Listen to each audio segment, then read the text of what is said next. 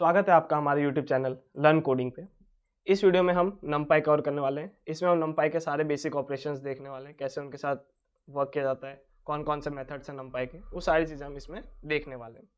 तो अब वहाँ पे प्रैक्टिकल पे जाने से पहले हम नमपाई की थोड़ी सी थियरी देख लेते हैं कि नमपाई असल में है क्या।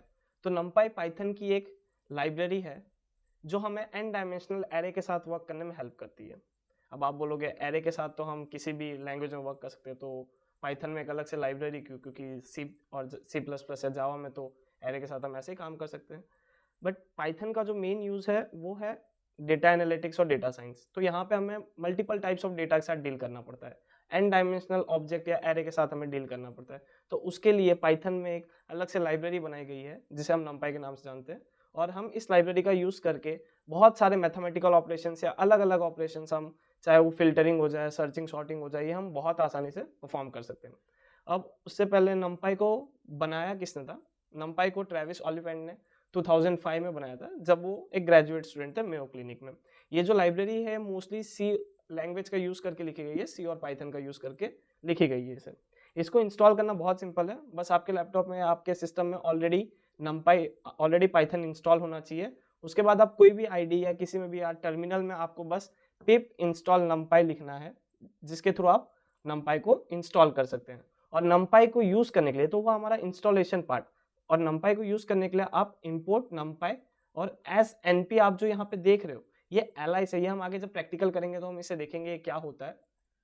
नमपाई बहुत सारी अलग अलग लाइब्रेरीज के साथ यूज हो सकती है, जैसे कि पांडास, मैटप्लॉट और साईपाई। ये सारी वो लाइब्रेरीज है जो हमें डेटा के साथ डील करने में हेल्प करती है, चाहे वो डेटा एनालिटिक्स हो जाए, डेटा साइंस हो जाए।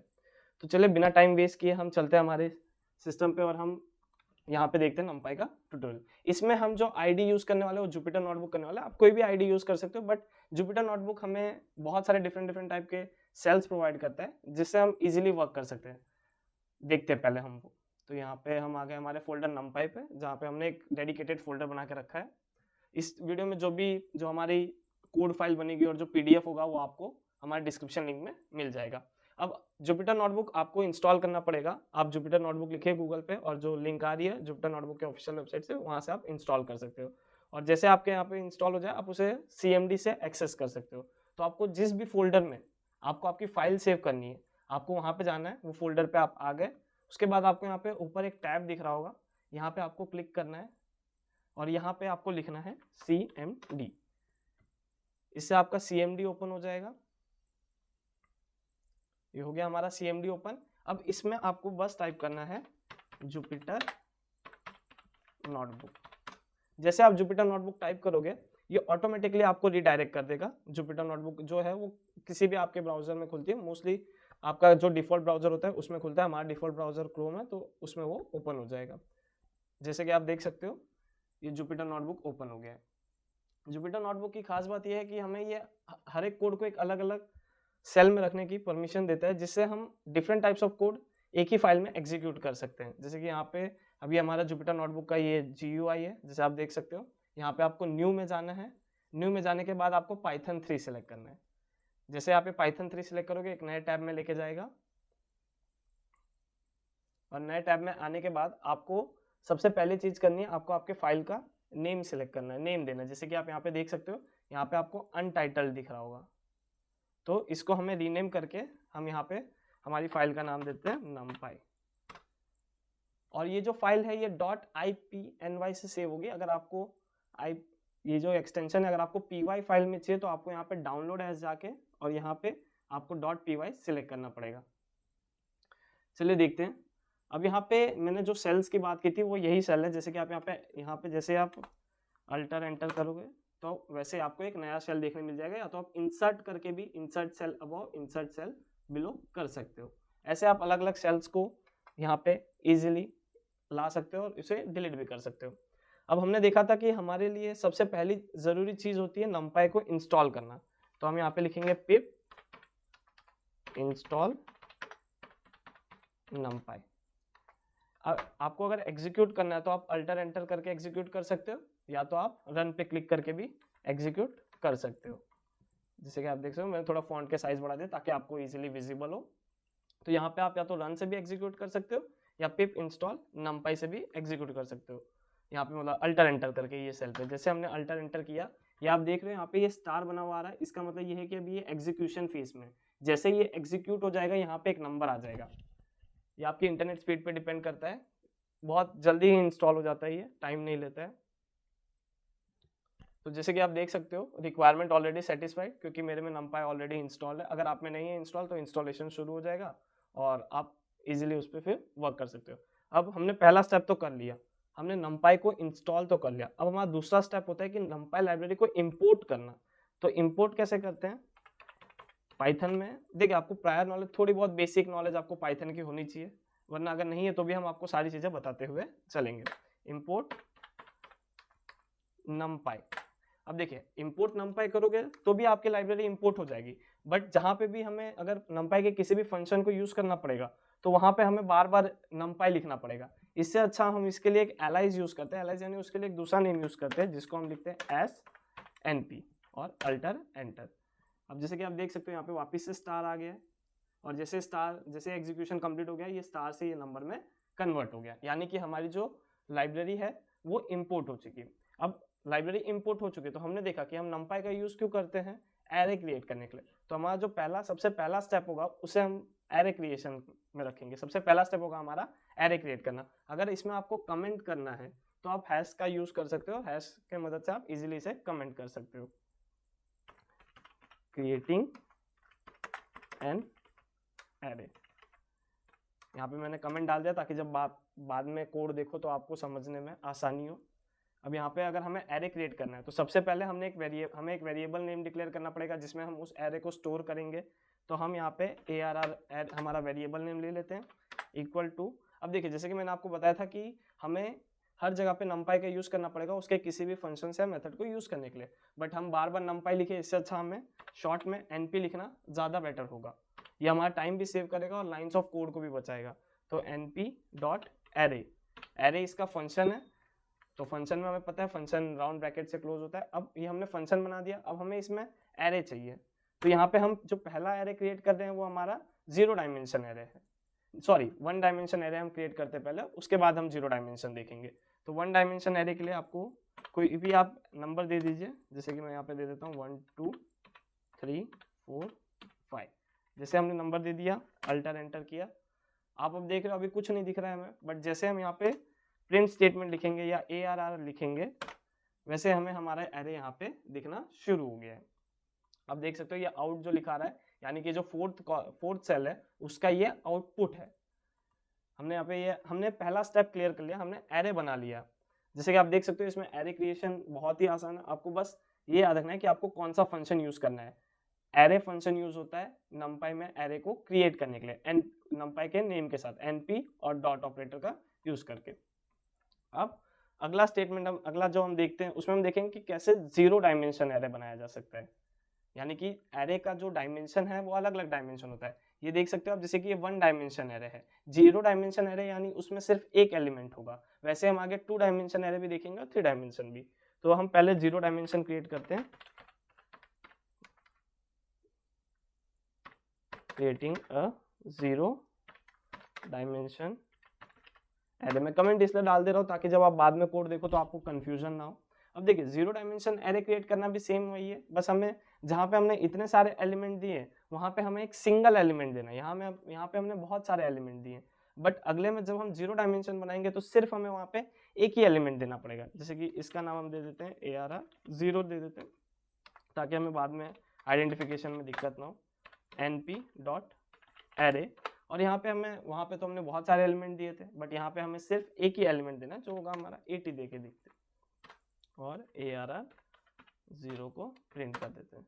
जैसे कि आप देख सकते हो ये आपका जो एरे है वो क्रिएट हो गया है 0 डायमेंशन। अगर आप यहाँ पे एरे नहीं चाहते हो लिखा हुआ तो आप खाली यहाँ पे प्रिंट स्टेटमेंट का यूज कर सकते हो, जिससे आपको खाली आपका एलिमेंट दिखाई देगा, ये एरे के साथ लिखा हुआ हट जाएगा।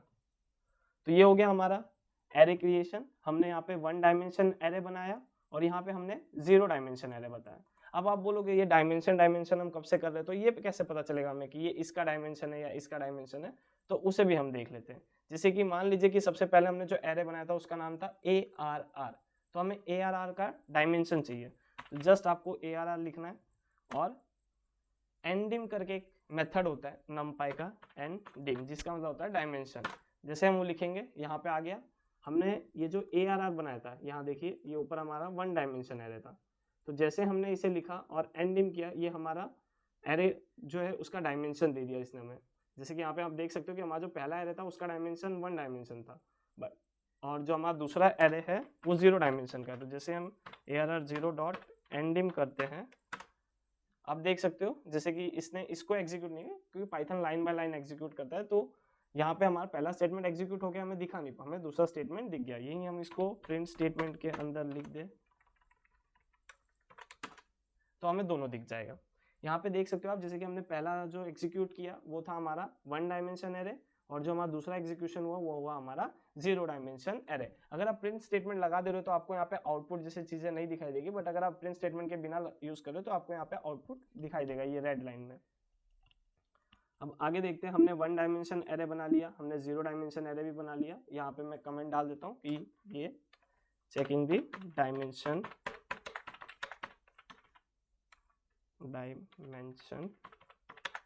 Of the array, in the dimension of the array. अब हमने पहले 1 डायमेंशन एरे बना दिया, हमने 0 डायमेंशन एरे भी बना दिया।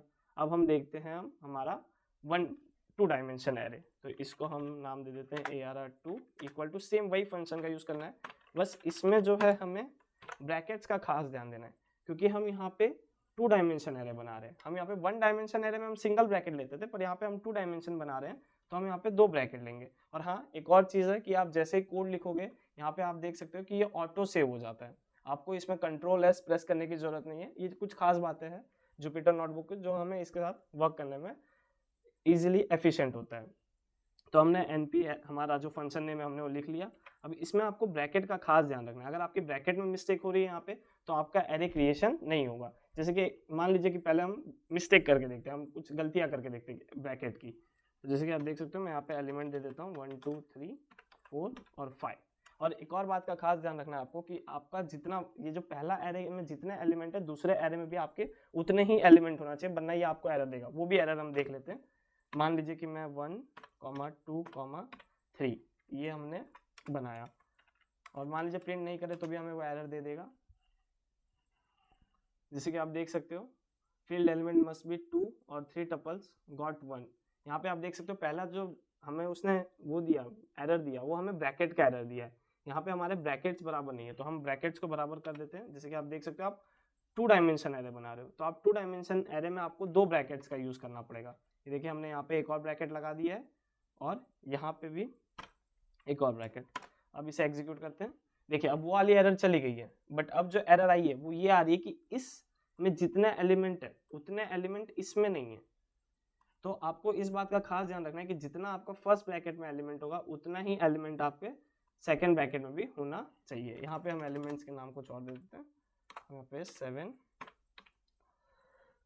सॉरी 8 9 10 कितने एलिमेंट्स है इसमें हमारे 5 एलिमेंट है, तो ये हो गया हमारे यहाँ पे 5 एलिमेंट।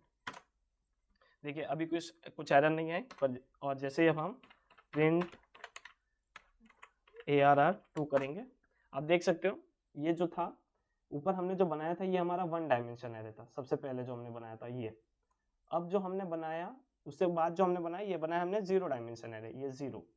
अब यहाँ पे जो हमने बनाया ये बनाया हमने 2 डायमेंशन एरे। तो आप देख सकते हो ये कितना ईजी होता है numpy के यूज से एरे क्रिएट करना, चाहे 1 डायमेंशन, ऐसे ही हम n dimension of array create कर सकते हैं। जितना बड़ा डेटा हो उतने बड़े डेटा सेट का हम एरे क्रिएट कर सकते हैं।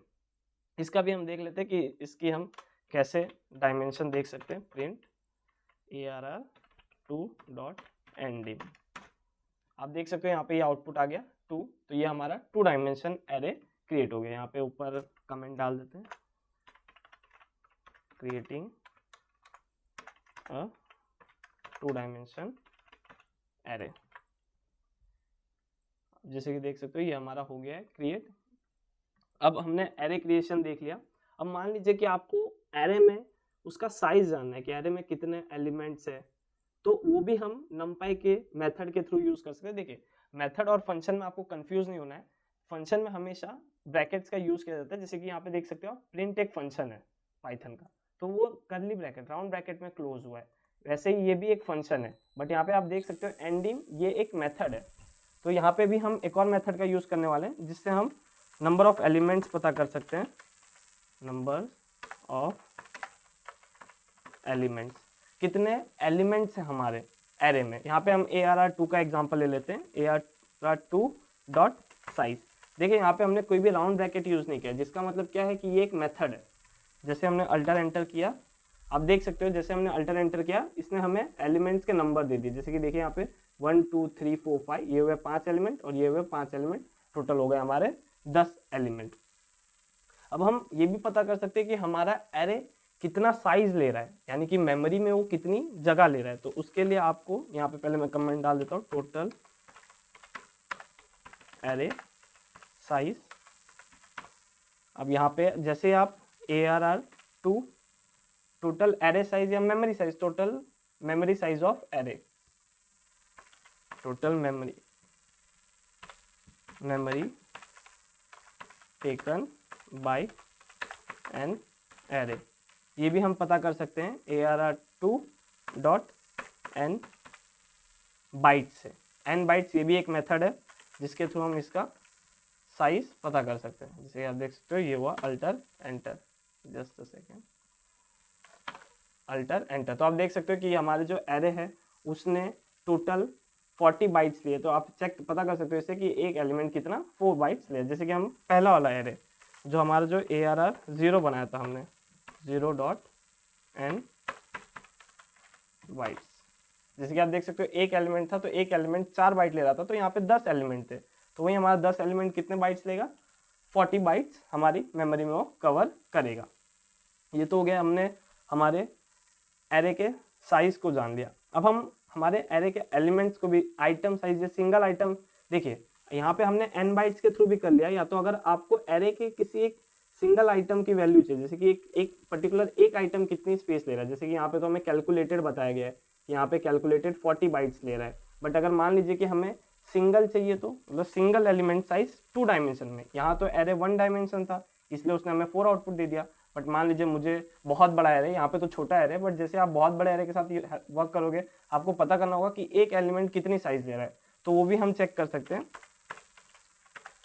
सिंगल एलिमेंट साइज, तो सिंगल एलिमेंट साइज के लिए आपको आपके एरे का नाम लिख देना है डॉट का यूज़ करके, आइटम साइज।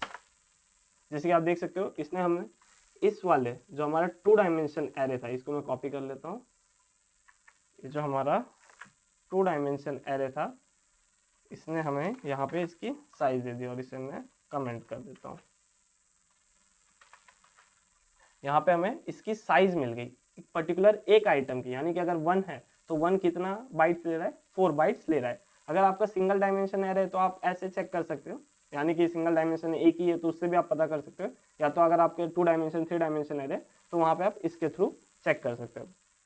अब ये तो हो गया हमारे साइज का। अब हमें मान लीजिए कि डेटा टाइप चेक करना है, जैसे कि एरे क्या होता है, एक पर्टिकुलर एक सिंगल डेटा टाइप के मल्टीपल एलिमेंट्स होते हैं। तो यहाँ पे तो हम अगर मान लीजिए अलग अलग एरे दिया हुआ है, हमें मल्टीपल 10-15 एरेज दे दिया और हमें बोला है कि हर एक एरे का डेटा टाइप क्या है, तो उसके लिए भी हम एक और मेथड का यूज़ करेंगे जिसका नाम है डी टाइप, जो हमें बताएगा कि एरे का डेटा टाइप क्या है। डी टाइप यानी एरे का डेटा टाइप क्या है।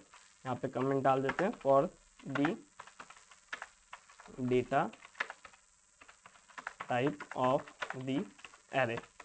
डेटा टाइप मान लीजिए हम array2 डॉट डी टाइप लिख देते हैं। देखिए जैसे हमने array2 डॉट डी टाइप लिखा, इसने हमें एरे का डेटा टाइप हमें दे दिया कि एरे का डेटा टाइप क्या है, यहाँ पे हमारा इंट है। ऐसे आप मल्टीपल अलग अलग एरे क्रिएशन कर सकते हो और उनके डेटा टाइप को पता कर सकते हो। अब आगे देखते हैं हमने अब यहाँ तक बेसिक ऑपरेशंस देख लिया, तो बहुत बेसिक ऑपरेशंस है, जैसे कि एरे का क्रिएशन, एरे के एलिमेंट्स का साइज़ पता करना, कितने एलिमेंट्स हैं हमारे, क्या उसका डेटा टाइप है, ये सारी चीज़ें हमने इस एरे में देख ली है। अब हम थोड़ा फिल्टरिंग पार्ट में जाते हैं कि एरे को जब हमें फ़िल्टर करना हो, यानी कि एरे में से हमें मान लीजिए कि बहुत सारे एलिमेंट है, बट मुझे बहुत सारे एलिमेंट्स का यूज़ नहीं है, मुझे उसके स्टार्टिंग के कुछ एलिमेंट्स का ही यूज़ है, तो उसको हम कैसे निकालेंगे या वो चीज़ें हम कैसे पता करेंगे, तो वो भी हम इसमें कर सकते हैं। तो उससे पहले मान लीजिए मैंने यहाँ पे अपना एरे प्रिंट कर दिया ताकि हमें बार बार ऊपर ना जाना पड़े। यहाँ पे मैंने एरे प्रिंट कर दिया। अब ये एरे है, मान लीजिए मुझे इसमें एक स्पेसिफिक साइज़ चाहिए, यानी कि मान लीजिए कोई एक स्पेसिफिक एलिमेंट भी चाहिए या कोई एक मल्टीपल आइटम्स एक साथ चाहिए, तो वो भी हम इसमें नमपाई के थ्रू उसे हम पता कर सकते हैं कि हमारा एलिमेंट कौन से नंबर पे या कौन से नंबर पे कौन सा एलिमेंट है। जैसे कि यहाँ पे फॉर द स्पेसिफिक एलिमेंट हम पहले चेक करते हैं, for the specific element of the array, यानी कि एक स्पेसिफिक एलिमेंट। अब देखिए जब हम चेक करेंगे तो उसमें ये दो, मतलब देखिए मैं आपको पहले फंक्शन लिख के बताऊँ फिर मैं आपको बताऊँ तो ये होता क्या है। जैसे कि देखिए ARR2 का हमें कोई एक पर्टिकुलर एलिमेंट चाहिए। देखिए अब यहाँ पे जो ये पहला हमें पता है कि एरे की इंडेक्सिंग जो शुरू होती है वो हमेशा 0 से होती है। तो जो ये है 1 2 3 4 वाली लाइन, ये हमारा 0th रो हो गया और ये हमारा फर्स्ट रो हो गया। वैसे ही हमारा 0 column, first column, second column, ऐसे ही हमारे अलग अलग कॉलम हो गए। जैसे मान लीजिए मैं इसको ही आपको अगर यहाँ पे ही दिखाऊँ तो अच्छे से समझाने के लिए इसको मैं यहाँ पे प्रिंट कर देता हूँ। ये जो होगा ये होगा हमारा 0th रो। ये कौन सा रो होगा हमारा 0th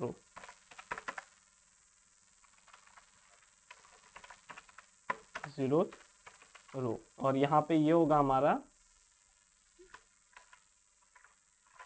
फर्स्ट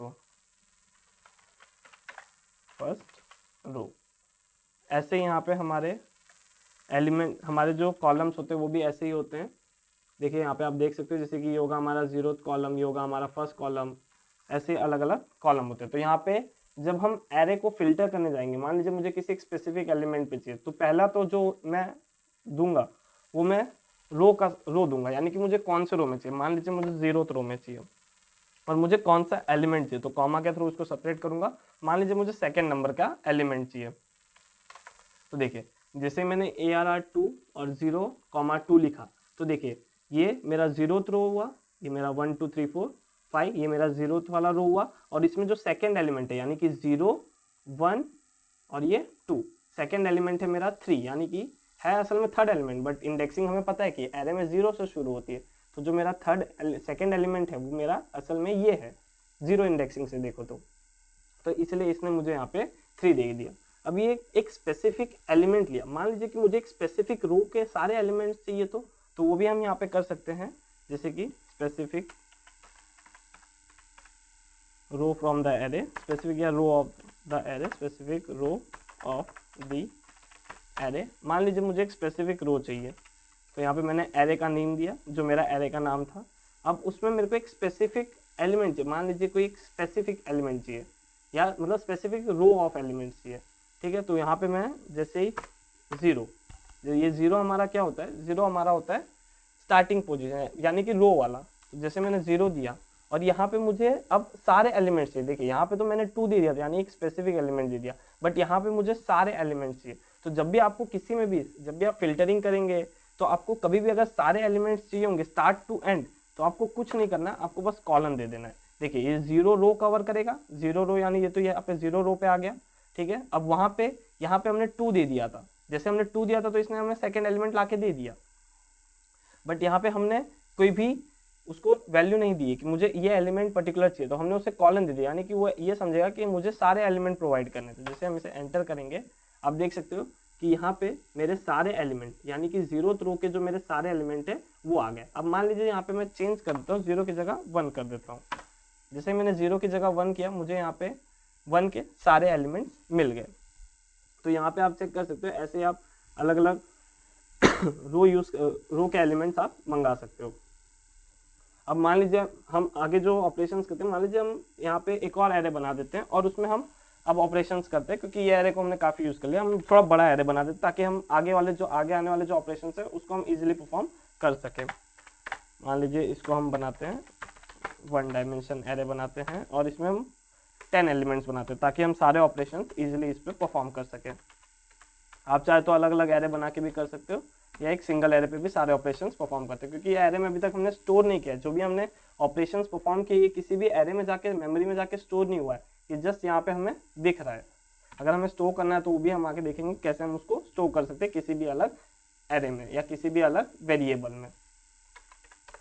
मान लीजिए यहाँ पे हमने एरे बनाया और प्रिंट ARR3, जैसे हम अल्टर एंटर करेंगे आप देख सकते हो यहाँ पे हमारा एरे बन गया है। 10 एलिमेंट्स का ये एरे है। अगर हम यहाँ पे इंडेक्सिंग देखें तो जो 1 होगा वो हमारा 0, ये 2 जो होगा हमारा होगा ये सेकेंड एलिमेंट, 3 जो होगा ये sorry first element array indexing के हिसाब से, ये हमारा सेकेंड एलिमेंट, ये हमारा थर्ड एलिमेंट। ठीक है, हम 0 इंडेक्सिंग लेके चलते ताकि हमें कन्फ्यूजन ना हो। अब यहाँ पे तो हमने ऊपर देखा कि हमें एक पर्टिकुलर रो मंगा रहे थे हम। मान लीजिए कि मुझे एक ही रो के किसी स्पेसिफिक एलिमेंट्स चाहिए, यानी कि मेरे को फर्स्ट रो के कुछ स्पेसिफिक एलिमेंट्स ही चाहिए, यानी कि मुझे पूरा एरे नहीं चाहिए।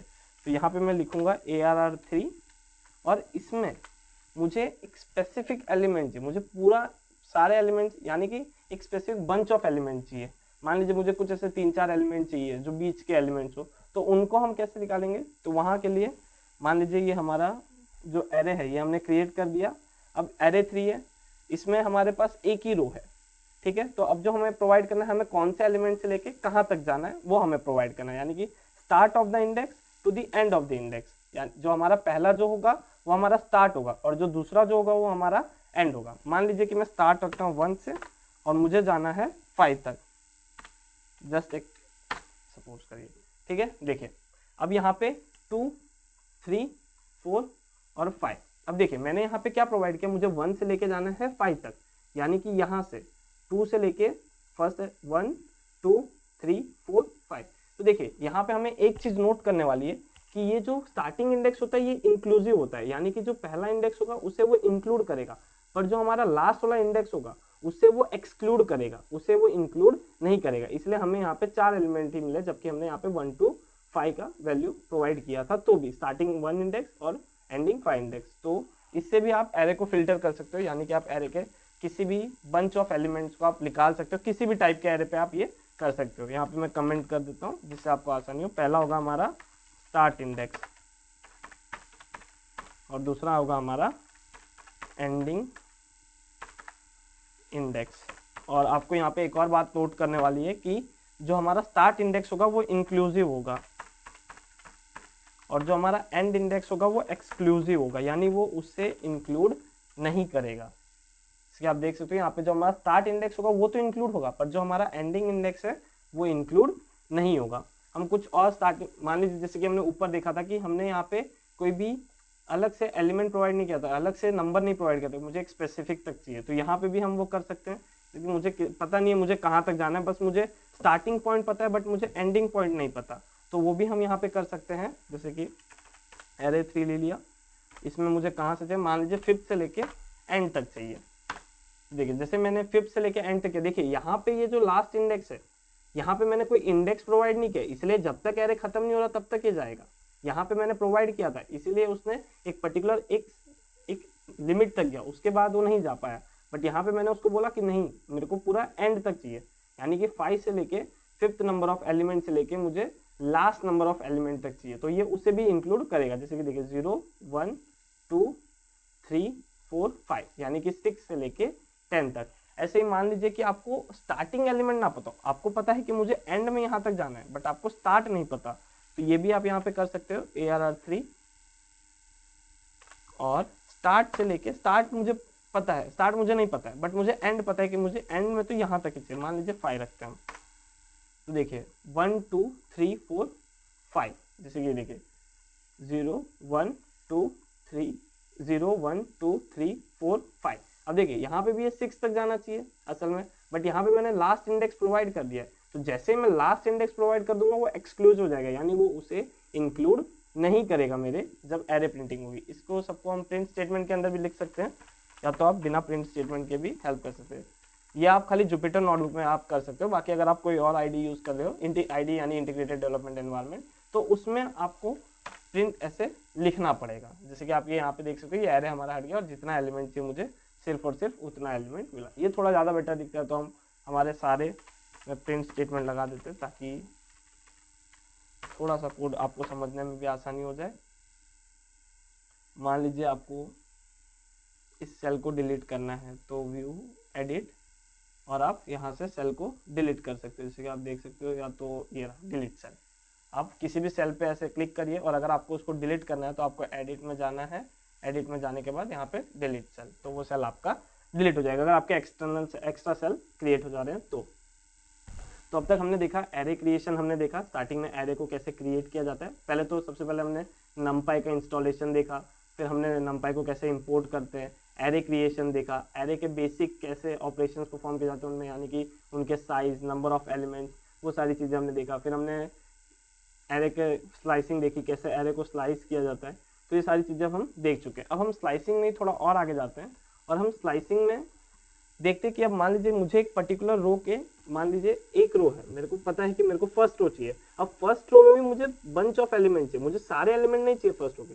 जैसे कि यहाँ पे हमने जो देखा था, तो यहाँ पे हमने सारे एलिमेंट्स इंक्लूड कर लिए थे। कहाँ गया वो एग्जाम्पल, ये रहा। अब जैसे कि शायद हमने उसे गलती से डिलीट कर दिया, नहीं ये रहा। देखिए यहाँ पे हमने उसके सारे एलिमेंट्स को मंगा लिए। बट मान लीजिए कि मुझे सारे एलिमेंट ना लेके मुझे एक स्पेसिफिक एलिमेंट ही चाहिए, तो वो भी हम 2 डायमेंशन में भी कर सकते हैं। और जैसे हम 2 डायमेंशन में करेंगे वैसे ही हमारे 3 डायमेंशन और बाकी के भी डायमेंशन में होगा। हमने यहाँ पे एरे प्रिंट कर दिया, हमारा ये एरे प्रिंट हो गया।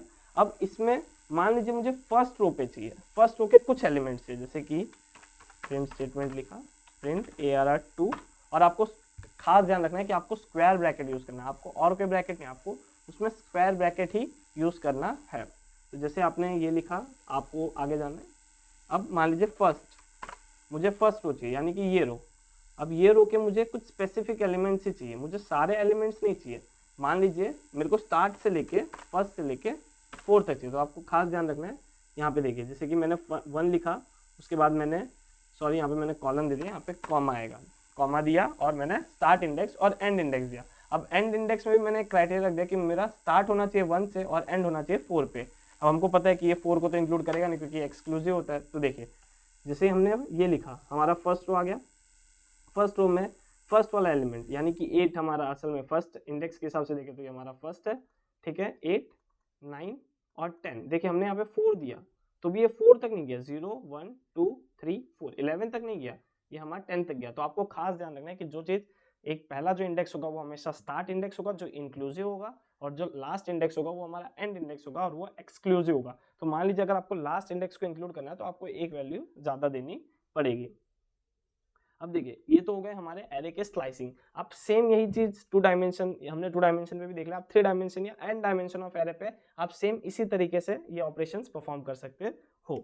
अब मान लीजिए कि मुझे एरे का कॉपी चाहिए। कभी कभी ऐसा होता है कि हम हमारे एक्चुअल डेटा पे वर्क नहीं करना चाहते क्योंकि हमारा एक्चुअल डेटा लॉस ना हो जाए, उसको कुछ डैमेज ना हो जाए, तो हम एरे की कॉपी बनाते हैं। अब मान लीजिए यहाँ पे तो हम बहुत छोटे छोटे एरे यूज कर रहे हैं, बट बहुत बड़ा एरे है, तो उसको कॉपी करने में अगर आप कोई और लैंग्वेज यूज़ करें तो आपको बहुत मुश्किल होगी। बट जब आप numpy, पाइथन के numpy लाइब्रेरी का यूज़ कर रहे हो तो आपको वो ईजिली आप उसे कॉपी कर सकते हो। यहाँ पे हम एरे 4 बना देते हैं। सॉरी, मैंने यहाँ पे कमेंट दे दिया, कमेंट में कॉपिंग ऑफ एन एरे। जैसे हमने किया, आपको एरे का पहले सबसे पहले तो वेरिएबल डिक्लेयर किया हमने, ठीक है।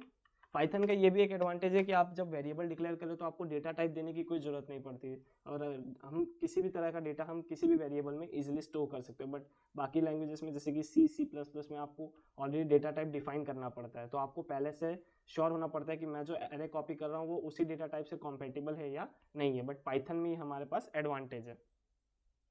जैसे कि आप देख सकते हो, ये एरे कॉपी के लिए हमारे पास एक फंक्शन है, वो है array2। मान लीजिए मेरे को array2 को कॉपी करना है, array2 को कॉपी करना है, किस में कॉपी करना है, array4 में कॉपी करना है। तो मैंने array4 लिखा और यहाँ पे मैंने कॉपी फंक्शन का यूज़ किया, जैसे कि आप देख सकते हो। और जैसे मैंने कॉपी फंक्शन का यूज़ किया, ये जो मेरा array2 के जितने भी एलिमेंट्स थे और जिस डायमेंशन का वो एरे था वो चला जाएगा मेरे array4 में। क्या आप देख सकते हो, अल्टर एंटर। देखिए मैंने यहाँ पे प्रिंट किया array4, array2 को कुछ नहीं हुआ, array2 के सारे एलिमेंट उसी में, बट जो array2 के जितने भी एलिमेंट्स है वो यहाँ पे जाके कॉपी हो गए मेरे इस वाले एलिमेंट में, ठीक है। तो यहाँ पे हमने कॉपिंग भी देख लिया, कैसे एरे को कॉपी किया जाता है। अब हम थोड़ा बहुत मैट्रिक्स में चलते हैं, क्योंकि पाइथन का जो numpy का जो मोस्टली यूज हो रहा है वो मैट्रिक्स में हो रहा है, यानी कि मल्टीपल एरे, मल्टीपल टाइप्स के एरे क्रिएट करना। अगर आपने 11-12 साइंस पढ़ी है तो उसमें आपने 12th में चैप्टर्स पढ़े होंगे मैट्रिसेस के, जिसमें आपने देखा होगा कि कैसे मल्टीपल डायमेंशन के मैट्रिक्स होते हैं, ठीक है। तो वहाँ पे यहाँ पे भी हम वो चीज़ें देखने वाले हैं। अगर आपने नहीं पढ़ा तो भी कोई दिक्कत नहीं है, आपको यहाँ पे मैं अच्छे से समझा दूंगा कि वो मैट्रिक्स होता क्या है। तो देखिए मैट्रिक्स अलग अलग टाइप के होते थे, जैसे कि हमने देखा था। अब मैं यहाँ पे कुछ ही बेसिक टाइप की बात करूंगा। जैसे कि पहला होता है जीरो मैट्रिक्स। जीरो मैट्रिक्स यानी उसके सारे एलिमेंट्स कैसे होंगे, जीरो होंगे, यानी कि उसके जितने भी एलिमेंट्स होंगे, जितने भी एलिमेंट हम उसमें क्रिएट करें, वो सारे के सारे कैसे होंगे, जीरो के होंगे। इसके मान लीजिए मैं यहाँ पे देता हूँ एनपी क्योंकि हमारा नंपाई लाइब्रेरी का नाम है वो, और जीरोस हमने जीरो यहाँ पे फंक्शन का यूज किया, और जीरो फंक्शन के अंदर मान लीजिए मुझे यहाँ पे देना है कि वो क्या कैसे एलिमेंट्स होने चाहिए, तो मैं यहाँ पे दे देता हूँ 4,6। जैसे मैंने दिया, आप देख सकते हो कि यहाँ पे जो मेरे एलिमेंट्स देखिए, जो पहला होगा वो हमारा होगा रो, यानी कि फर्स्ट रो, सेकेंड रो, ये सॉरी यहाँ पे आ गया मेरा सेकेंड रो, ये थर्ड रो, और ये फोर्थ रो। और जो मेरा सेकंड होगा वो होगा मेरा कितने एलिमेंट्स है, 1 2 3 4 5 6। तो यहाँ पे आप देख सकते हो जैसे कि हमने जीरो मैट्रिक्स, ये जो सारे एलिमेंट्स है इस मैट्रिक्स के वो कैसे हैं, जीरो है, इसलिए इसे जीरो मैट्रिक्स कहा जाता है। ऐसे आप 1 के भी मैट्रिक्स बना सकते हो, जैसे कि ऑल 1 मैट्रिक्स। अब ये तो हो गया हमारा सिंगल डायमेंशन। मान लीजिए कि मुझे मल्टीपल, जैसे कि ये भी सिंगल डायमेंशन है, 2 डायमेंशन है, पर मुझे और ज़्यादा मल्टीपल डायमेंशन चाहिए, तो वो भी मैं इसके नंपाई के थ्रू इजीली कर सकता हूँ। जैसे कि np डॉट वंस, जैसे मैंने वंस किया, यहाँ पे मुझे पहले देना पड़ेगा कि मुझे कितने रो चाहिए। मान लीजिए मुझे 6 रो चाहिए, और मुझे हर एक रो में 3 एलिमेंट चाहिए, और 3 मतलब हर एक 6, पहले तो टोटल 6 है, मुझे 6 मैट्रिक्स चाहिए, उसमें 3 रोज और 3 कॉलम चाहिए। जैसे मैंने ये लिखा, एक सेकेंड इसमें हम देख लेते हैं एरर क्या रही। हाँ, ब्रैकेट की एरर है, आप देख सकते हो यहाँ पे मैंने फंक्शन का ब्रैकेट नहीं लगाया, तो आपको इस चीज़ का भी खास ध्यान रखना है कि यहाँ पे 2 ब्रैकेट्स यूज होते हैं। जैसे देखिए यहाँ पे मैंने जैसे ही np1 लिख दिया, मैं थोड़ा सा साइज छोटा कर देता हूँ ताकि आपको एक साथ दिख जाए। ये देखिए जैसे मैंने np1 लिख दिया, यहाँ पे देखिए पहले तो 1 2 3 4 5 6, पहले तो 6 एरे क्रिएट हुए, जैसे कि आप देख सकते हो यहाँ पे 6 मैट्रिक्स क्रिएट हुए, और उसमें 3 रोज और 3 कॉलम, यानी कि 3 रोज और 3 कॉलम क्रिएट हुए।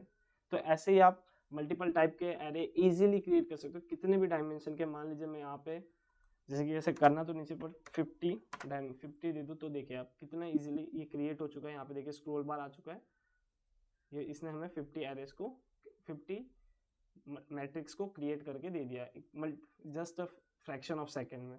तो ये नमपाई की खासियत है कि वो हमें किसी भी टाइप के एरे को इजीली हमें वो दे देता है। यहाँ पे हम 6 रखते हैं अभी के लिए, ताकि हमें ज़्यादा स्क्रॉल ना करना पड़े। ठीक है, ऐसे आप मल्टीपल मैट्रिक्स के एरे क्रिएट कर सकते हो। ठीक है, अब मान लीजिए कि आपको यहाँ पे तो हमने देखा जीरो डायमेंशन, जीरो मैट्रिक्स और 1 मैट्रिक्स। आपको किसी और टाइप के मैट्रिक्स चाहिए, जैसे कि आपको कुछ एक नंबर वाले मैट्रिक्स चाहिए, तो वो भी आप कर सकते हो। तो उसके लिए आपको अदर मैट्रिक्स का मैं इसको नाम दे देता हूँ, जैसे कि अदर मैट्रिक्स, और उसमें आपको फुल फंक्शन का यूज़ करना है, यानी कि np.full। np.full आपसे 2 चीज़ें लेगा। सबसे पहली जो वो चीज़ लेगा वो होगी रो और कॉलम। मान लीजिए मुझे 4 4 का चाहिए, और जो अगली चीज़ होगी वो होगा हमारा कौन सा नंबर चाहिए मुझे। मान लीजिए मुझे यहाँ पे 45 चाहिए, जैसे मैंने ये दिया, आप देख सकते हो इसने मुझे 4 रो और 4 कॉलम का 45 नंबर वाला मैट्रिक्स इसने मुझे क्रिएट करके दे दिया। आप यहाँ पे कितने भी रोज और कॉलम का यूज़ कर सकते हो। जैसे कि मान लीजिए मैं 40 कर दूँ, और यहाँ पे भी 40 कर दूँ, तो देखें जस्ट अ सेकेंड, यहाँ पे मैंने गलती से यहाँ पे 40 कर दिया, और ये पहले तो ब्रैकेट में मिस्टेक हो गई। यहाँ पे 40 रो और 40 कॉलम्स, और मुझे एक इंसर्ट बटन क्लिक हो गया। हाँ, तो देखिए 40 रो और 40 कॉलम, और कितने कौन सा एलिमेंट चाहिए, मान लीजिए मुझे 6 7 8 चाहिए। ठीक है, और जैसे मैंने अल्टर एंटर किया, आप देख सकते हो इसने यहाँ पे डॉट डॉट दे दिया, मतलब ये एलिमेंट क्रिएट हो गए हैं 40 रोज और 40 कॉलम वाले। ठीक है, और यहाँ पे मैं इजीली बड़े से बड़ा मैट्रिक्स आराम से क्रिएट कर सकता हूँ। अब मान लीजिए ये तो हुआ ये सिंपल मैट्रिक्स। अब कभी कभी ऐसे भी होते हैं जिनमें हमें डेसिमल का यूज़ करना होता है, तो हम डेसिमल के भी मैट्रिक्स क्रिएट कर सकते हैं। जैसे कि यहाँ पे डेसिमल नंबर वाले ये मैट्रिक्स, या तो आप एरे समझ सकते हो। अगर आपको मैट्रिक्स में कंफ्यूजन हो रहा है तो मैट्रिक्स कुछ नहीं, मैट्रिक्स एरे ही है, बस मैट्रिक्स के अलग अलग, जैसे हम एरे 1 डायमेंशन 2 डायमेंशन बना देते हैं, यहाँ पे हमने 3 डायमेंशन देखा, 4 डायमेंशन देखा, ऐसे अलग अलग डायमेंशन के। तो मैं इसको नाम दे देता हूँ डेसिमल नंबर एरे, ठीक है, ताकि आपको आसानी हो। यहाँ पे देखिए, यहाँ पे मुझे डेसिमल नंबर ऑफ एरे चाहिए, तो मैं यहाँ पे numpy की एक और लाइब्रेरी का यूज करूंगा, एक और मतलब फंक्शन का यूज करूंगा जिसका नाम है rand फंक्शन, जो मुझे रैंडम से प्रोवाइड होता है। तो या तो आप इस तरीके से कर सकते हो कि आप ऑलरेडी उसे पहले से इंपोर्ट कर सकते हो, जैसे कि आप इंपोर्ट numpy, ठीक है, इंपोर्ट, पहले मैं आपको इंपोर्ट करके दिखा देता हूँ ताकि आपको समझने में आसानी हो। इंपोर्टिंग रैंडम, तो जैसे आप रैंडम को इंपोर्ट करोगे, आपको इंपोर्ट करने के लिए लिखना पड़ेगा फ्रॉम numpy इंपोर्ट रैंडम। जैसे आपने ये किया, देखिए मेरी जो लाइब्रेरी वो इंपोर्ट हो गई है। अब मैं आपको मान लीजिए डेसिमल एरे क्रिएशन से पहले मैं आपको इसमें बेसिक कैसे इसके फंक्शन को, जो रेडियन जो रैंडम फंक्शन है उसको कैसे यूज करते हैं। तो मैंने एक वेरिएबल लिया, ठीक है, अब मैंने इससे रैंडम डॉट रेड इंट, ठीक है, मान लीजिए मुझे कोई भी एक नंबर चाहिए जो किसके बीच में हो, 100 के बीच में होना चाहिए, कोई भी एक नंबर, जैसे कि आप देख सकते हो, और मैंने उसे यहाँ पे प्रिंट कर दिया।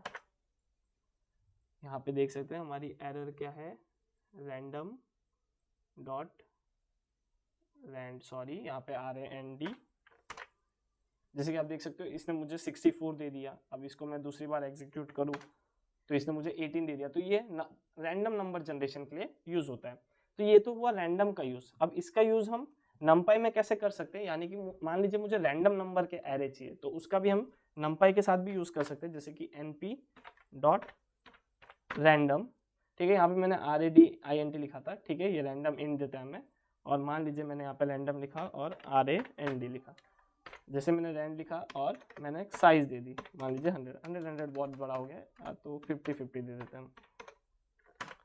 जैसे मैंने 50-50 किया, इसमें देख सकते हो आप, जैसे कि इसने मुझे डेसिमल वाले एरे, ये भी देखने में थोड़ी मुश्किल हो रही है, तो हम 4 का देख लेते हैं पहले स्टार्ट में, ताकि हमें पता चले। आप जैसे कि देख सकते हो यहाँ पे इसने मुझे डेसिमल वाले एरे इजीली क्रिएट करके दे दिए। डेसिमल के एरे 4 रो और 4 कॉलम वाले 2 डायमेंशन एरे इसने मुझे इजीली क्रिएट करके दे दिए हैं। अब ये हो गया हमारा, हमने अब तक थोड़ा बहुत मैथमेटिक्स फंक्शन के अंदर चले गए थे हम, जिसमें हमने जीरो मैट्रिक्स देखा, हमने 1 वाला मैट्रिक्स देखा, ठीक है, हमने अदर मैट्रिक्स भी देखे, यानी कि अलग नंबर वाले मैट्रिक्स। हमने देखा कि कैसे हम numpy का यूज करके और रैंडम लाइब्रेरी का यूज करके हम रैंडम नंबर जनरेट कर सकते हैं, रैंडम नंबर के एरे जनरेट कर सकते हैं, ठीक है, और ये 2 डायमेंशन एरे क्रिएट हुआ यहाँ पे।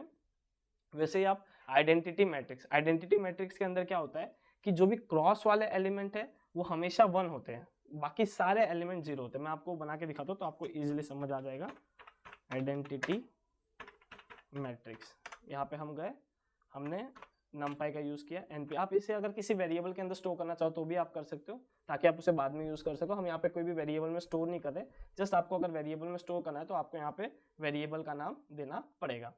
यहाँ पे हम आइडेंटिटी फंक्शन का यूज करते हैं, और जैसे हम आइडेंटिटी फंक्शन का यूज करेंगे, मान लीजिए मुझे 5 रो और 5 कॉलम वाले चाहिए, तो जैसे मैंने ये लिखा, आप देख सकते हो कि यहाँ पे देखिए ये जो क्रॉस वाले एलिमेंट्स है खाली वो 1 है, और बाकी सब क्या है, बाकी सब 0 है। तो ये जो मैट्रिक्स का यूज होता है ये हमारे डेटा एनालिटिक्स में बहुत ज़्यादा यूज होगा। डेटा को जब हम हैंडल करते हैं तो वहाँ पे स्टोर करने में या रिट्रीव करने में या उसके बाद ऑपरेशन परफॉर्म करने में, जैसे कि हमें पता है कि मैट्रिक्स के साथ बहुत सारे ऑपरेशन परफॉर्म किए जाते हैं, तो वो हम यहाँ पे इजीली कर सकते हैं। तो ये जो आइडेंटिटी मैट्रिक्स होता है, इसमें जो हमारा एरे होता है वो हमारा मतलब जो क्रॉस एलिमेंट्स होते हैं वो हमेशा हमारे होते हैं, जो हमेशा 1 ही होंगे, ठीक है, और बाकी सारे एलिमेंट्स हमेशा हमारे 0 होंगे। खाली देखिए, जैसे कि यहाँ पे पहला एलिमेंट, यहाँ पे दूसरा एलिमेंट, यहाँ पे तीसरा, यहाँ पे चौथा, यहाँ पे 5वां। ऐसे ही आप बड़े नंबर का भी क्रिएट कर सकते हो, जैसे कि मैंने 6 ले लिया तो यहाँ पे 6 नंबर्स के आ गया, ठीक है। अब कुछ मैथमेटिकल ऑपरेशंस देख लेते हैं हम यहाँ पे, ताकि हम उस पर ऑपरेशन परफॉर्म कर सकें, जैसे कि प्लस और माइनस, मल्टीप्लिकेशन या डिवीजन के ऑपरेशंस परफॉर्म कर सकें। यहाँ पे हमें कोई भी अलग से लाइब्रेरी इंक्लूड करने की जरूरत नहीं है, numpy के अंदर इनबिल्ट आता है अगर हमें मैथमेटिकल ऑपरेशंस परफॉर्म करने हैं तो। जैसे कि मैं यहाँ पे हेडिंग दे देता हूँ, मैथमेटिकल ऑपरेशन ऑन एरे। अब देख लेना कि यहाँ पे numpy का जो यूज़ है कि कैसे इजीली हमें एरे को मैनिपुलेट करने में हेल्प करता है। मान लीजिए मैं ARRM नाम दे देता हूँ ताकि हमें आगे आइडेंटिफिकेशन में दिक्कत ना हो। np.array। जैसे हमने np.array किया, यहाँ पे आप देख सकते हो कि जैसे हमने एरे क्रिएट किया, मान लीजिए यहाँ पे हम छोटा सा एरे क्रिएट कर देते हैं। हमें जस्ट ऑपरेशन समझने कि उसमें ऑपरेशंस कौन कौन से हम कर सकते हैं, ठीक है। और अल्टर एंटर किया, हमारा एरे क्रिएट हो गया। मैं इसे प्रिंट भी कर देता हूँ, प्रिंट ARR_M। देखिए ये मेरा एरे क्रिएट हो गया 10 20 30 40, ये एरे क्रिएट हो गया। अब मान लीजिए मुझे इस पे सबसे पहला और सबसे बेसिक ऑपरेशन होता है हमारा किसी पे भी प्लस माइनस का, तो हम पहले प्लस करते हैं, प्लस ऑपरेशन। और एक चीज़ का आपको खास नोट करना है कि इसमें मैं किसी भी वेरिएबल के अंदर मेरे एरे को स्टोर नहीं करा या मेरी वैल्यू को स्टोर नहीं करा रहा, मैं जस्ट उस पर वो ऑपरेशन परफॉर्म कर रहा हूँ। जैसे कि प्लस ऑपरेशन हम करते हैं, तो मान लीजिए मैंने ARR_M किया, ARR_M प्लस, मान लीजिए मुझे एक पर्टिकुलर 10 प्लस करना है सब में, यानी कि सब में 10 प्लस करेंगे या तो 15 प्लस करते ताकि हमें रिजल्ट समझने में आसानी हो। देखिए ये यहाँ पे आ गया 25 35 45 55, 10 था, जैसे हमने 15 प्लस किया ये आ गया। बट आपको एक चीज़ का खास ध्यान रखना है कि ये जो प्लस हुआ है ये हमारे एरे के अंदर नहीं हुआ। जैसे कि देखिए मैं अगर आपको एरे प्रिंट करके दिखाऊं तो देखिए हमारा एरे अभी भी वही है, ये हमारे एरे के अंदर नहीं गया है। अब मान लीजिए कि मुझे इसको एरे के अंदर लेके जाना है, तो मुझे बस कुछ नहीं करना है, मुझे एरे का नाम देना पड़ेगा वहाँ पे। और जैसे मैंने एरे का नाम दिया, आप देख सकते हो, एक मिनट, अल्टर एंटर, ये एरे के अंदर स्टोर हो गया है। जैसे कि देखिए ARR_M, देखिए मैंने कुछ ज़्यादा बारी प्रेस कर दिया, उसको प्रिंट नहीं किया था मैंने, इसलिए इसमें काफ़ी बार प्लस होके ये मुझे 15 शो कर रहा है। ये बाकी सारे हम जो एक्स्ट्रा सेल्स हैं उनको हम डिलीट कर देते हैं ताकि हमें देखने में कोई दिक्कत ना हो, ठीक है। ये हमने कर दिया। अब मान लीजिए अब मैं इसको प्रिंट कर, तो देखिए मैंने इसको एरे के अंदर स्टोर कर दिया ऑलरेडी, इसलिए इसने जब मैंने इसे यहाँ पे प्रिंट किया तो इसने मुझे ये वाला एरे दिया। मैंने पहले जो ऑपरेशन किया था उसमें मैंने एरे के अंदर स्टोर नहीं किया था। तो आपको अगर खास ध्यान रखना कि अगर आपको वो जो आपने चेंज किया है वो आपको अगर चाहिए तो आपको उसे स्टोर कराना पड़ेगा, वरना वो चेंज जैसे ही आप प्रोग्राम को डिलीट करोगे वो चेंज चला जाएगा, या तो वो चेंज आपके एरे पे रिफ्लेक्ट नहीं होगा। ये हो गया, हमने प्लस कर लिया। अब मान लीजिए कि मुझे माइनस करना है, ARR_M माइनस, मान लीजिए मैं 30 माइनस कर देता हूँ, 30 नहीं 40 माइनस कर देते हैं, ठीक है। 40 माइनस करने से हमें किसी, देखिए ARR 15 25 35 40, ठीक है। और मान लीजिए अब तो ये हो गया, अभी तक ये स्टोर नहीं हुआ है, तो मान लीजिए मैं स्टोर कर दूँ इसको। और जैसे मैं स्टोर करके, इस बार हम वो गलती नहीं करेंगे जो हमने पहले की थी, बार बार उसे एग्जीक्यूट करने की, हम इसे पहले प्रिंट करा के देख लेंगे। देखिए अब ये मेरे एरे में जो ये चेंज है वो आ गया है, पहले वो चेंज नहीं आया था, पर इस बार मैंने जब उसको एरे के अंदर स्टोर करा दिया तो वो आ गया। आप चाहो तो इसे किसी और भी वेरिएबल के अंदर स्टोर करा सकते हो, जैसे कि मान लीजिए कि मैं ARR_Z नाम का एक वेरिएबल बनाता हूँ और उसमें मैं ARR_M को प्लस करके 20 रखता हूँ, ठीक है। यहाँ पे मैंने वो गलती से दूसरी बार एग्जीक्यूट हो गया, इसलिए यहाँ पे हमें माइनस वैल्यू दिखने मिल गई है, ठीक है।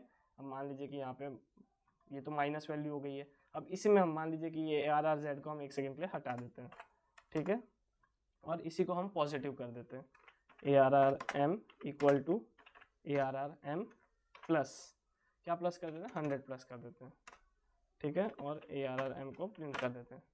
जैसे कि आप देखें मैंने यहाँ पे माइनस ऑपरेशन का यूज़ किया था और यहाँ पे हमने प्लस ऑपरेशन का यूज़ करके इसमें स्टोर कर दिया।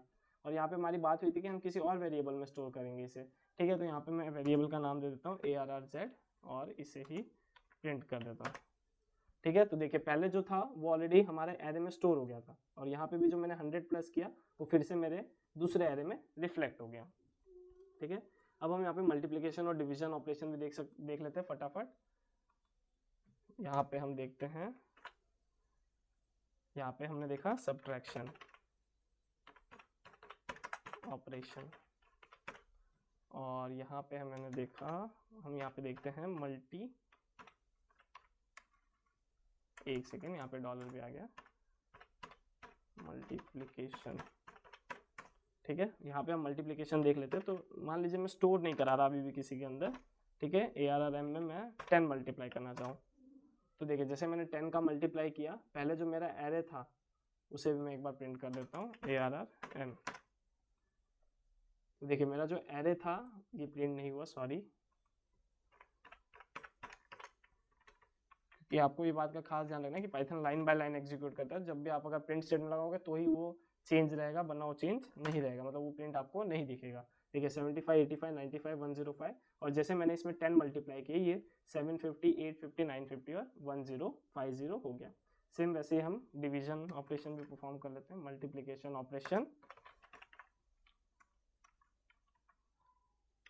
ऑपरेशन, और यहाँ पे ये आ गया हमारा डिवीजन ऑपरेशन। ठीक है, यहाँ पे हम डिवीजन ऑपरेशन के लिए हमको पता है, जैसे हमने मल्टीप्लिकेशन का साइन यूज़ किया वैसे ही हम यहाँ पे डिवीजन का भी साइन यूज़ करते हैं। हम इसको 15 से डिवाइड करते हैं, 15 से नहीं, कुछ ऐसे नंबर से डिवाइड करते हैं ताकि हमें चेंजेस अच्छे से रिफ्लेक्ट हो जाए। तो मान लीजिए ARRM डिवाइड बाई 7 कर देते हैं। तो जैसे हमने 7 के, आप देख सकते हो यहाँ पे जो हमारा एरे, वो हमारा जो एरे उसमें डिवाइड होकर हमें चेंजेस देखने मिल गए। तो ये तो थे बेसिक मैथमेटिक्स ऑपरेशन, जो प्लस माइनस मल्टीप्लिकेशन डिवीजन जो हम बचपन में पढ़ते हैं। अब मान लीजिए आपको किसी दो एरे को प्लस करना है, यानी कि हमें किसी भी दो एरे को प्लस करना है, तो वो हम कैसे करेंगे? तो यहाँ पे हम दो एरे बना देते हैं। सबसे पहले हम यहाँ पे सिंगल डायमेंशन एरे कर रहे हैं, आप 2 डायमेंशन और 3 डायमेंशन में ट्राई कर सकते हो इसे, और ये इजीली हो भी जाएगा जैसा हमने इसमें किया है। बस आपको एक बात का खास ध्यान रखना है कि आपके जो एलिमेंट्स है वो सेम होने चाहिए, यानी कि नंबर ऑफ एलिमेंट्स कौन से वो मैटर नहीं करे, पर नंबर ऑफ एलिमेंट्स हमारे मैटर करते हैं। ये हमने फर्स्ट एरे क्रिएट किया, सॉरी, यहाँ पे A2 और NP डॉट एरे, जैसे हमने इसको बनाया, मान लीजिए 10, 15, 20, 25 और 30। अल्टर एंटर, हमारा कोई भी एरर नहीं है, मतलब हमारे एरे क्रिएट हो गए। अब मान लीजिए मैं डायरेक्ट प्रिंट के अंदर ही इसे कर देता हूँ ताकि हमारा टाइम इसमें सेव हो जाए। Print A1 plus A2, alter enter. देखिए यहाँ पे जैसे मैंने ये किया, यहाँ पे 10 से 1 प्लस हो गया, 11, 15 से 2 यानी कि 17, 20 से 3 यानी कि 23, 25 से 4 यानी 29, और ऐसे ही 30 से 5 यानी 35। तो आप देख सकते हो यहाँ पे प्लस इजीली हमारा परफॉर्म हो गया। ऐसे आप माइनस, मल्टीप्लिकेशन, एडिशन, सब्ट्रैक्शन भी कर सकते हो। अब हम थोड़े हाई लेवल फंक्शन पे जाते हैं, यानी कि यहाँ पे तो हमने बेसिक फंक्शन देख लिया। अब यहाँ पे कॉस फंक्शन का यूज़ होता है नमपाई में, जैसे कि हमें किसी की भी कॉस वैल्यू चाहिए होती है। अब कॉस, जिन्होंने 10th में भी जब आपने ट्रिग्नोमेट्री पढ़ा होगा तो वहाँ पे आपने कॉस के बारे में सुना होगा। तो जब भी हमें किसी की कॉस वैल्यू चाहिए होती है तो वो भी हम नमपाई के थ्रू यूज़ कर सकते हैं, नमपाई के थ्रू से निकाल सकते हैं। ये जब हम कैलकुलेशन कर रहे होते हैं और ग्राफ प्लॉट करना होता है, तो हमें कॉस का जब ग्राफ यूज़ करना होता है तो उसमें हमें ये वैल्यू बहुत काम आती है। तो अगर हम आगे इसी चैनल पे हम आपको पांडास और नमपाई के वीडियोस भी देने वाले हैं, तो हमारे चैनल को सब्सक्राइब करें। वीडियो पसंद आ रहा है तो शेयर कीजिए अपने दोस्तों के साथ ताकि ज़्यादा से ज़्यादा लोगों तक पहुंच सके। Cos function in an array. देखिए अगर आपको कॉस फंक्शन चाहिए तो यहाँ पे NP डॉट कॉस, ठीक है, जो सेम नाम है जैसे कि कॉसेंट होता है असल में पूरा फुल फॉर्म, बट यहाँ पे हम कॉस लिखते हैं, ठीक है, कॉस A1। और आपने 10th में भी अगर ट्रिग्नोमेट्री पढ़ा होगा तो उसमें भी आपने कॉस ही लिखा होगा, और अल्टर एंटर करते हैं। देखिए जो मेरा फर्स्ट एरे था उसकी मुझे यहाँ पे कॉस वैल्यू देखने मिल गई, ठीक है। हमें पता है कॉस का जो ग्राफ होता है, यहाँ पे तो हम इसे नहीं देख रहे, बट जैसे जब हम आगे मैटप्लॉट का, यानी कि जब हम ग्राफ प्लॉटिंग सेक्शन पे जाएंगे तो जब हम मैटप्लॉट लाइब्रेरी का यूज़ करेंगे जो हमें ग्राफ प्लॉट करने में हेल्प करता है, तो वहाँ पे हम इस फंक्शन को देखेंगे कैसे इसका ग्राफ बनता है, कैसे इस वैल्यू से हमारा ग्राफ बनता है। तो यहाँ पे तो हमने यहाँ पे मैथ्स के ऑपरेशंस देखे थोड़े बहुत। अब हम थोड़े और देख लेते हैं, जैसे कि यहाँ पे अगला जो फंक्शन है वो हमें मिनिमम वैल्यू प्रोवाइड करता है, यानी कि मेरे जो एरे की जो मिनिमम वैल्यू क्या है वो अगर मुझे चाहिए तो वो भी मुझे यहाँ से मिल जाएगा। इसे हम स्टैटिस्टिक्स फंक्शन के अंदर काउंट कर सकते हैं, जैसे कि आपने स्टैटिस्टिक्स में पढ़ा होगा, ये मिनिमम वैल्यू है, ये मैक्सिमम वैल्यू है, ठीक है, तो वो भी हम यहाँ पे निकाल सकते हैं। जैसे कि मान लीजिए कि मैं एक एरे नहीं, हम एक एरे ऊपर से ले लेते हैं, बार बार एरे क्रिएट नहीं करते हैं, ठीक है। 2 डायमेंशन एरे, हमने ARR2 तो रखा ही था तो उसे हम खाली प्रिंट कर लेते हैं यहाँ पे ARR2। देखिए हमारा एरे2 प्रिंट हो गया, ठीक है। अब हमें यहाँ पे मान लीजिए इसमें से मुझे मिनिमम वैल्यू चाहिए, ठीक है। जैसे कि देखिए ARR2 डॉट मिन, एक सेकेंड, सॉरी, NP डॉट मिन यूज होगा, NP डॉट मिन, और ब्रैकेट के अंदर हमारे एरे का नाम। देखिए यहाँ पे मेरी सबसे मिनिमम वैल्यू कौन सी है, 1 है मेरी सबसे मिनिमम वैल्यू, तो इसने मुझे यहाँ पे 1 इजीली प्रोवाइड कर दिया। सेम वैसे ही मैक्सिमम के लिए भी हम यूज़ कर सकते हैं। ये हो गया हमारा minimum value from the array, और ये हो गया हमारा maximum value from the array. हम यहाँ पे 2 डायमेंशन पे इसलिए आपको करके दिखाया ताकि आपको बाकी के डायमेंशन में दिक्कत ना आए। np डॉट मैक्स ARR2, जैसे आप देख सकते हो यहाँ पे जो मेरी मैक्सिमम वैल्यू है वो 11 है, तो इसने मुझे बिना किसी देरी के इसने मुझे वो वैल्यू निकाल के दे दी। तो ये तो क्या मिनिमम मैक्सिमम। अब मान लीजिए कि आपको सम चाहिए, आपको आपके एरे का सम चाहिए, तो वो भी आप यहाँ पे इजीली निकाल सकते हो। बस आपको सम में कुछ नहीं करना है, np डॉट सम, और सम के अंदर आपको प्रोवाइड कर देना है आपका जो एरे का नाम है, मान लीजिए ARR2।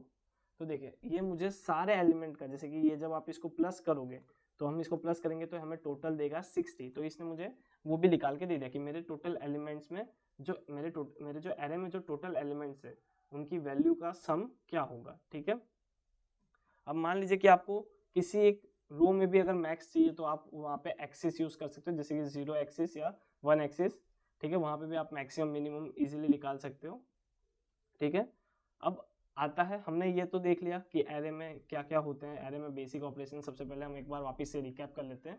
ठीक है, हमने एरे में देखा कि एरे क्रिएशन कैसे होता है, एरे पे कौन कौन से ऑपरेशन होते हैं, बेसिक स्टार्टिंग के ऑपरेशन, स्लाइसिंग हमने देखा, फिर हमने मैट्रिक्स वाले देखे, हमने फिर कॉपी, एरे को कैसे कॉपी किया जाता है, हमने रैंडम से अलग अलग रैंडम नंबर जनरेट करने का, हमने रैंडम नंबर के एरे जनरेट करना देखा। ठीक है, फिर हमने उस पर प्लस माइनस ऑपरेशन यानी कि बेसिक मैथमेटिक्स ऑपरेशन, फिर थोड़े बहुत कॉस फंक्शन और थोड़े बहुत स्टैटिस्टिक्स फंक्शन यानी कि मिनिमम मैक्सिमम और सम भी हमने प्रोवाइड किया। ठीक है, हमने कैसे फाइंड करते हैं वो भी देखा। अब हम देखते हैं कि एरे में इटरेट कैसे किया जाता है। ये हमारा लास्ट पोर्शन होगा कि एरे में इटरेशन कैसे होती है। इटरेशन यानी मान लीजिए कि एरे में आपने फॉर लूप के बारे में सुना होगा कि फॉर लूप बार बार घूमता है, बार बार घूमता है, तो वो हम एरे में कैसे यूज कर सकते हैं। तो उसके लिए भी हम देखते हैं। मान लीजिए सबसे पहले मैं आपको 1 डायमेंशन के लिए दिखाता हूँ, क्योंकि 1 डायमेंशन में अलग होता है और 2 डायमेंशन में थोड़ा सा अलग होता है। ऐसे आप 2 डायमेंशन में भी इसे यूज कर सकते हो, बट 2 डायमेंशन में इसे यूज नहीं किया जाता क्योंकि 2 डायमेंशन में बंच ऑफ एरे दे देता है। तो यहाँ पे हम पहले मैं आपको समझाता हूँ कैसे ही होता है। फॉर एक्स इन, हमने ऊपर एक एरे बनाया था A1 नाम का। फॉर देखिए यहाँ पे आपको जो फॉर लूप है सेम जैसे हम पाइथन में लिखते हैं वैसे ही लिखना है, कुछ अलग नहीं है। ठीक है, A1 फंक्शन और प्रिंट, देखिए मैंने यहाँ पे एक वेरिएबल लिया फॉर एक्स। ठीक है, और वो किसके अंदर आइटरेट करेगा, A1 के अंदर। ठीक है, और वो मुझे यहाँ पे प्रिंट करके देगा। जैसे मैंने क्या, आप देख सकते हो कि यहाँ पे मुझे मेरे सारे एलिमेंट्स यहाँ पे प्रिंट होके हुए दिख गए। ये आइटरेटिंग, मैं यहाँ पे कमेंट डाल देता हूँ, आइटरेटिंग इन 1 डायमेंशन। ठीक है, अब मान लीजिए ये तो हुआ 1 डायमेंशन का। अब यही मुझे यहाँ पे करना है यानी कि 2 डायमेंशन में करना है। तो देखिए 2 डायमेंशन में करने के 2 तरीके हैं। जैसे कि आप जो ऊपर हमने किया फॉर z इन ARR2 में हम आइटरेट कर लेते हैं, जो हमने ऊपर बनाया था प्रिंट z। जैसे हमने अल्टर एंटर किया, हमें यहाँ पे सारे एलिमेंट्स मिल तो गए, पर देखिए ये मुझे एरे के साइज में मिले। मान लीजिए मुझे अलग से एलिमेंट चाहिए, मुझे ये नहीं चाहिए, मुझे अलग से एलिमेंट चाहिए। ये जो मल्टीपल सेल्स क्रिएट हुए, कोई नहीं, हम इसे बाद में डिलीट कर देंगे। ठीक है, यहाँ पे तो मुझे बंच ऑफ एलिमेंट मिल गए। अब मान मुझे सिंगल एलिमेंट चाहिए, जैसे यहाँ पे आए वैसे मुझे यहाँ पे चाहिए। ठीक है, तो यहाँ पे मैं क्या करना पड़ेगा, फॉर कोई भी एक ए ले लेते हैं, फॉर ए इन ARR2। देखिए सबसे पहले तो ये एरे जो मेरा ए वेरिएबल है ये एरे के अंदर, देख यहाँ पे भी एरे के अंदर जा रहा था। ठीक है, बट ये एक साथ ही पूरा इटरेट करके उसकी वैल्यू ले आ रहा था। बट मान लीजिए कि मैं यहाँ पे ए गया, ARR2 के अंदर गया, यानी कि ए के अंदर अब मेरी वैल्यू आ गई है। अब मैं ए के अंदर इटरेट कर रहा हूँ क्योंकि मुझे सिंगल वैल्यू चाहिए। यहाँ पे मुझे मल्टीपल वैल्यूज नहीं चाहिए एक साथ, यहाँ पे मुझे सिंगल वैल्यू चाहिए। तो पहले तो ए चला गया ARR2 के अंदर, अब मैं किसी और वेरिएबल को ए के अंदर भेजूंगा। जैसे कि फॉर लूप लगाया फॉर बी इन ए, और मैं प्रिंट कर दूंगा बी को। देखिए जैसे मैंने बी को प्रिंट किया, मुझे यहाँ पे मेरे एरे के सारे एलिमेंट्स देखने मिल गए। इसको आप एक बार वापस से ध्यान से देखिए, मैंने यहाँ पे ए को पहले, जो मेरा एक वेरिएबल था उसे मैंने एरे वाले जो हमने एरे क्रिएट किया उसके अंदर डाला। अब ये जो इसके अंदर जितनी भी वैल्यू थी वो ए के अंदर आ गई, और फिर मैंने ए को बी को जो है ए के अंदर इटरेट कराया ताकि मुझे सिंगल वैल्यू मिल जाए और जिस तरह से हम इसे प्रिंट कर पाए। तो ये थे नमपाई के हमने बहुत सारे ऑपरेशंस को इसमें कवर किया है। ये सारे ऑपरेशंस के साथ आप भी एक बार काम कर लीजिए ताकि आपको इसमें फ्लुएंसी हो जाए और आप इस पर ईजिली काम कर सको। आपको ये जो भी सारी चीज़ें हमने इसमें यूज़ की है, आपको ये PDF फॉर्म में या आपको जो हमारी पाई फाइल होगी वो आपको डिस्क्रिप्शन में मिल जाएगी, और जो ये नोट्स है, ये जो बेसिक नोट्स है, थोड़ी बहुत बेसिक इन्फॉर्मेशन, ये भी आपको नीचे डिस्क्रिप्शन में देखने मिल जाएगा। अगर आपको वीडियो पसंद आया तो हमारे चैनल को सब्सक्राइब करें, लाइक करें और अपने सारे दोस्तों के साथ शेयर करें। Thank you.